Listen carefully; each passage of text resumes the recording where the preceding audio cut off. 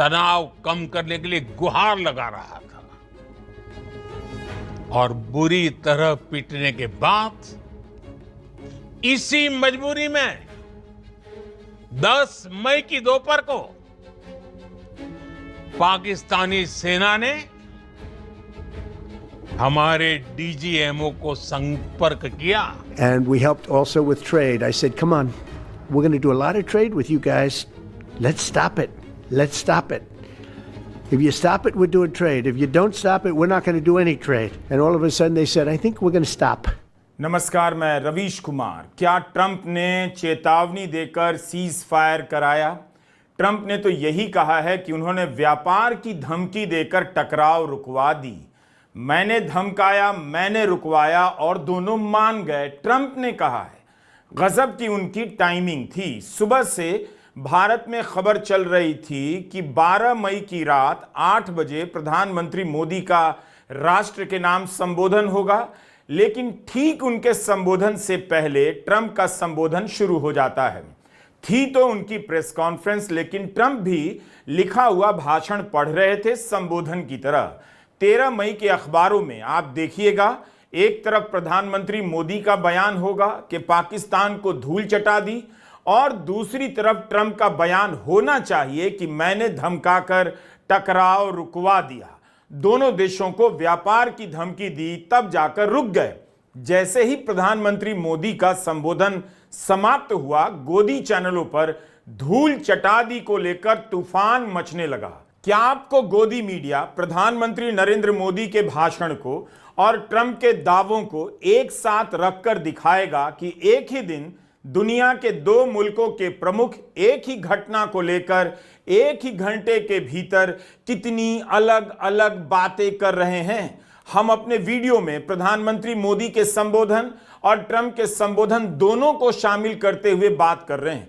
यकीन ही नहीं हो रहा कि जो राष्ट्रपति ट्रंप ने कहा है, प्रधानमंत्री मोदी के संबोधन से आधा घंटा पहले व्हाइट हाउस में ट्रंप की प्रेस कॉन्फ्रेंस शुरू हो जाती है।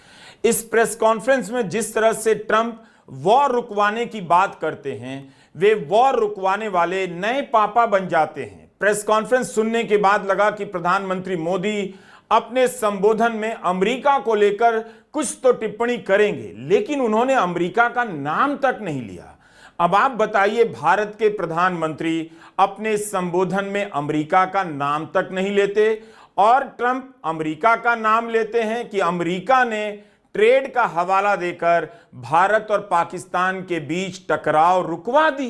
प्रधानमंत्री मोदी ने अपने संबोधन में यह तो कहा कि आतंकवाद और व्यापार एक साथ नहीं होगा, लेकिन ट्रंप उनके संबोधन से थोड़ी देर पहले लिखा हुआ भाषण पढ़ रहे हैं कि व्यापार का नाम लेकर दोनों के बीच सुलह करवा दी। And we helped also with trade. I said, come on, we're going to do a lot of trade with you guys. Let's stop it. Let's stop it. If you stop it, we're doing trade. If you don't stop it, we're not going to do any trade.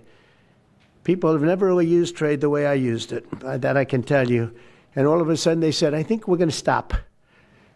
And they have. And they did it for a lot of reasons, but the big one.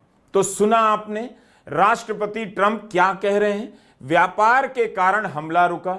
Bharat की तरफ से जो दावे किए जा रहे थे कि भारत का मकसद पूरा हो गया था, इसलिए सीज फायर हुआ, अब यहां से यह दलील भी संदेह के दायरे में आ सकती है। जनता सवाल पूछेगी कि क्या वाकई भारत का मकसद पूरा हो गया था? ऑपरेशन सिंदूर का मकसद व्यापार तो था नहीं। जिस समय ट्रंप ने यह बात कही, उसके कुछ ही देर बाद प्रधानमंत्री मोदी अपने संबोधन में कहते हैं कि 10 मई की दोपहर पाकिस्तान ने भारत के डीजीएमओ को फोन किया। वह दुनिया भर में तनाव कम करने के लिए गुहार लगा रहा था, लेकिन ट्रंप साहब तो कुछ और कह रहे हैं कि उन्होंने भारत और पाकिस्तान दोनों को यह चेतावनी दी कि टकराव नहीं रुका तो व्यापार बंद कर देंगे। दुनिया ने देखा कि कैसे पाकिस्तान के ड्रोन्स, पाकिस्तान की मिसाइलें भारत के सामने तिनके की तरह बिखर गई।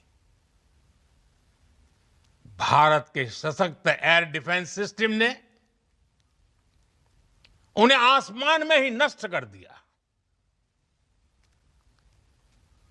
पाकिस्तान की तैयारी सीमा पर वार की थी, लेकिन भारत ने पाकिस्तान के सीने पर वार कर दिया।